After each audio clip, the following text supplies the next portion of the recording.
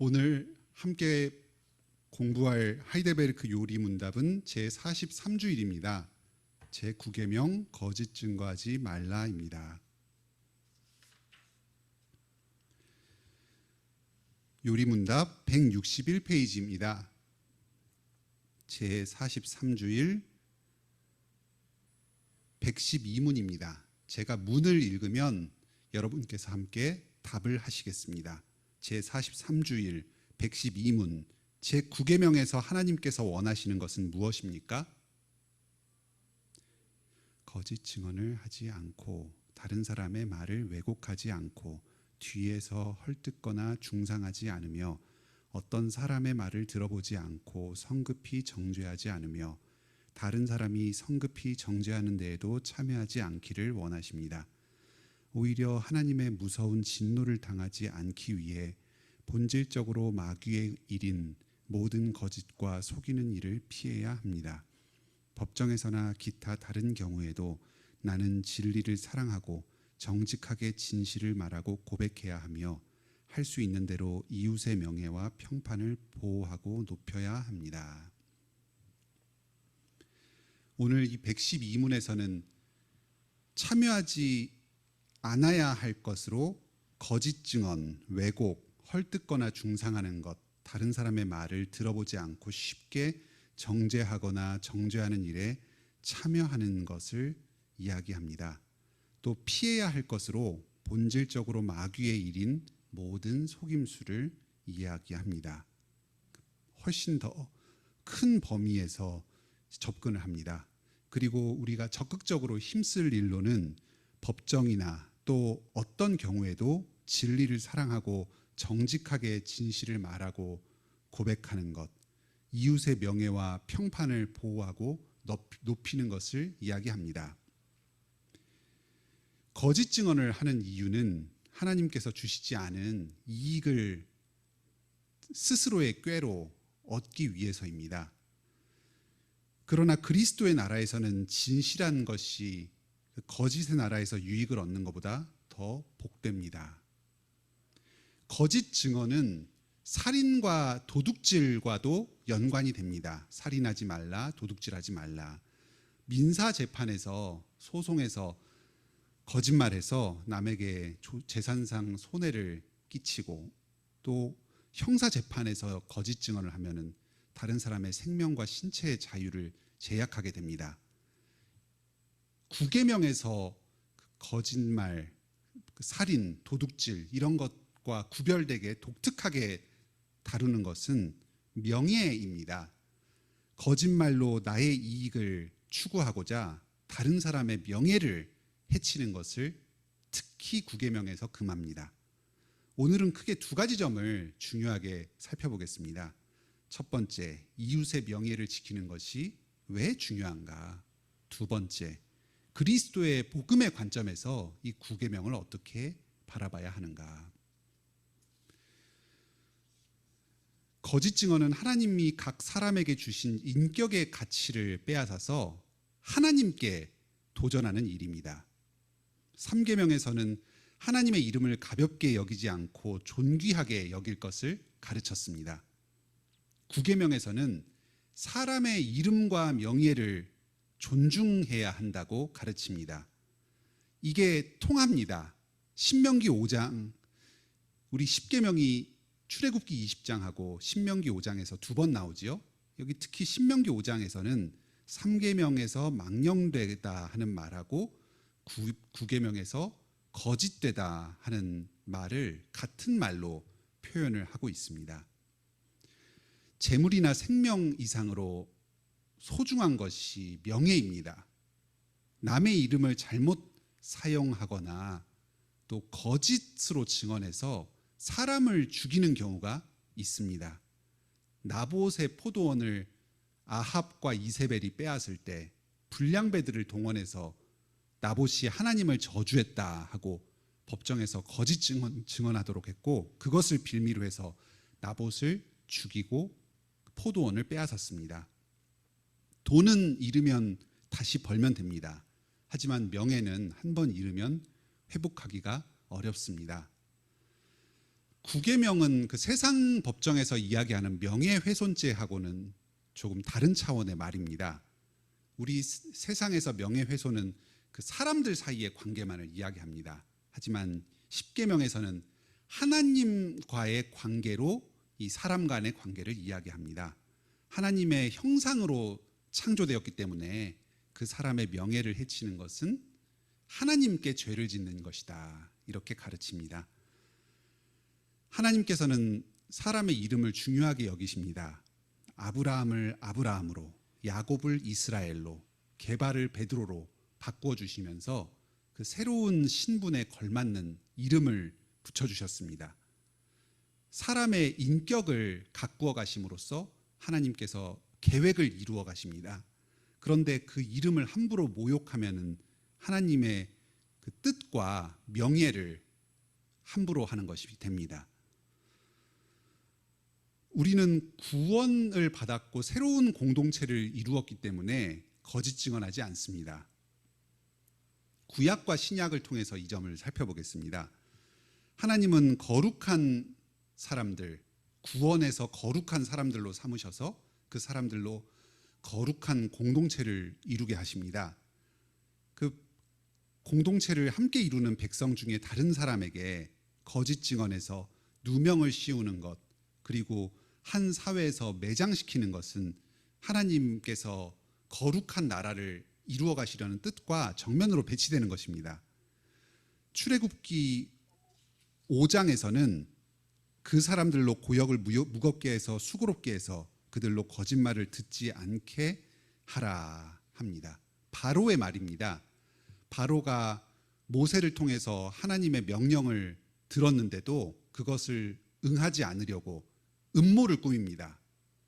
모세를 거짓말하는 사람으로, 거짓말쟁이로 몰아가서 사람들 사이의 신뢰를 깨뜨립니다. 애굽에서는 자신의 이익을, 목적을 달성하기 위해서 거짓과 분열로 다른 사람을 매장시키는 그런 세상이었고, 이 바로 왕도 자기의 그 논리대로 모세를 조용히 처치를 해버리려고 했던 겁니다.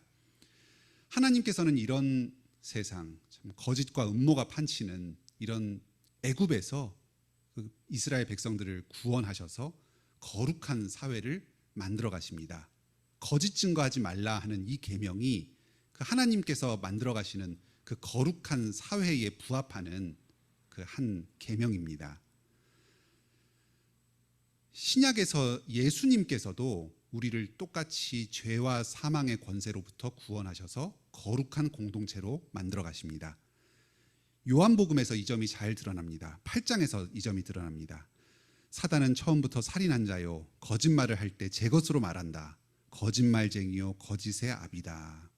사단은 그 안에 거짓말이 가득해서 입만 열면 거짓말을 합니다. 우리가 죄를 지으면 행복해질 것처럼 거짓말을 하고 그 삭스로 죽음을 주어서 우리를 결국 죽음으로 몰아넣어 갑니다. 반면에 예수님께서는 진리를 알지니 진리가 너희를 자유케 하리라 하시면서 우리에게 진리로 말씀하십니다. 요한복음 8장 33절에서는 예수님을 믿은 유대인들이 다른 사람의 종이 된 적이 없다, 우리는 종이 된 적이 없는데 왜 우리 보고 종이라고 하느냐 하면서 예수님에게 막 따집니다. 그런데 그것 자체가 이들이 지금 죄의 종이고 거짓의 노예로서 진리를 알지 못한다는 걸 드러냅니다. 사탄은 우리로 죄짓게 해서 하나님 아버지의 집에 영원히 거하지 못하도록 만듭니다. 하지만 아드님 예수님께서는 구원의 능력으로 우리를 사망의 권세에서 자유케 하십니다. 그리고 아버지 집에 영원히 거하게 하십니다. 그 아버지의 나라에 지금 우리가 머물러 있습니다. 마귀는 예수님께서 우리 구원자시고 해방을 주시는 분이심을 부인하고 사람들이 그것을 예수님에 대해서 잘 모르도록 거짓말로 예수님을 가르칩니다. 40절에 하나님의 진리를 전해준 예수님을 죽이려고 했습니다. 진리를 부인하고 진리를 가진 자를 죽이려고 합니다. 예수님께서는 진리에 대한 증거자, 증인으로서 살아가십니다. 항상 참말만을 말하십니다. 그리고 그 진리로 우리를 구원하십니다. 우리 구원받을 자들 또한 예수님을 따라서 진리만을, 참말만을 말하면서 살아갑니다. 사람이 진리로 자유케 되면 자신의 부족과 잘못과 죄를 뉘우칩니다. 헛된 명예를 내세우지 않습니다. 자기를 구태여 거짓으로 포장하려고 하지 않고 온유하게 살아갑니다. 우리에게 거짓말해도 되지 않는 이 자유와 해방을 주님께서 우리에게 선물해 주십니다. 우리는 구원의 진리에 대한 사랑 때문에 거짓되게 거짓말을 하지 않습니다. 우리가 자꾸 거짓말을 하고 싶은 유혹에 빠집니다. 자꾸 뭔가 사실대로 이야기하지 않고 꾸며서 나를 어떻게 거짓되게 과장해서 드러내려고 하는 욕망이 있습니다. 여기에서 벗어날 수 있는 가장 좋은 방법은 진리이신 예수님을 체험하는 것입니다. 진리의 영, 성령 안에서 누리는 하나님의 그 삼위일체 하나님과의 공동체 안에 들어가는 축복이 이 거짓으로 인해 얻는 유익을 이깁니다. 또 우리는 그리스도의 교회의 지체로서 거짓말하지 않습니다. 그런즉 거짓을 버리고 각각 그 이웃으로 참된 것을 말하라. 이는 우리가 서로 지체가 됨이라.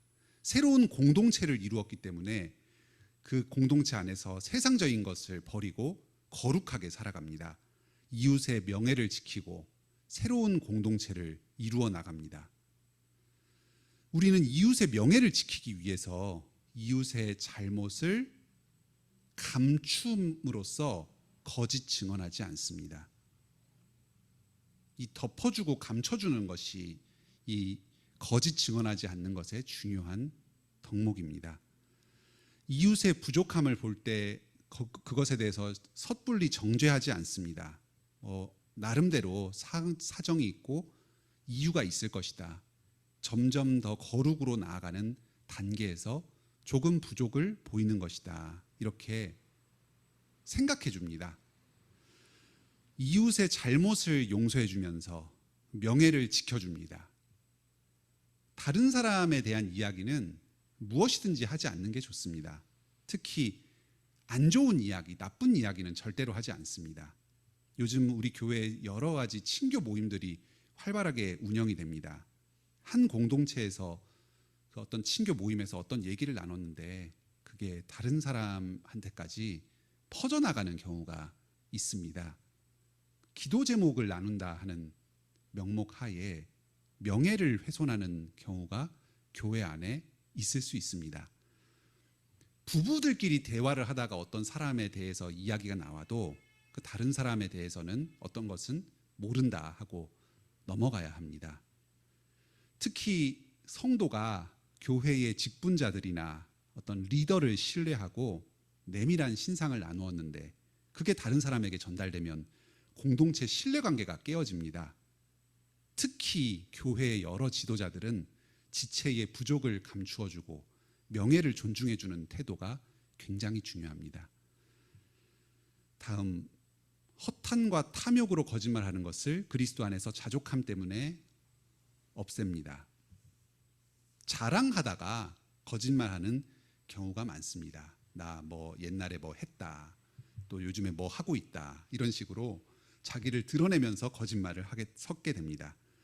야고보서 4장에서도 이런 말이 나옵니다. 어디 가서 1년간 장사해서 이익을 얻겠다. 앞으로 계획을 좀 부풀려서 자기 스스로의 능력과 계획에 대해서 좀 과장되게 이야기를 합니다.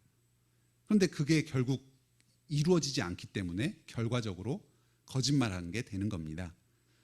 주님께서는 우리 죄를 이미 다 용서해 주시고 무한한 은혜로 받아들여 주셨습니다. 있는 모습 그대로를 주님께서 인정해 주십니다. 우리에 대해서 굳이 거짓말하고 하면서 과장스럽게 꾸며내고 우리의 진짜 모습을 감출 필요가 없습니다. 부족을 있는 그대로 이야기하라는 것이 아닙니다. 거짓말을 하면서까지 구태여 자기를 더 나은 사람처럼 행세하지 말라는 이야기입니다. 진리가 없으면 한 입으로 두 말 할 수밖에 없습니다. 우리는 항상 진리 안에 서서 스스로를 부끄러워하지 않으면서 참말만을 말합니다.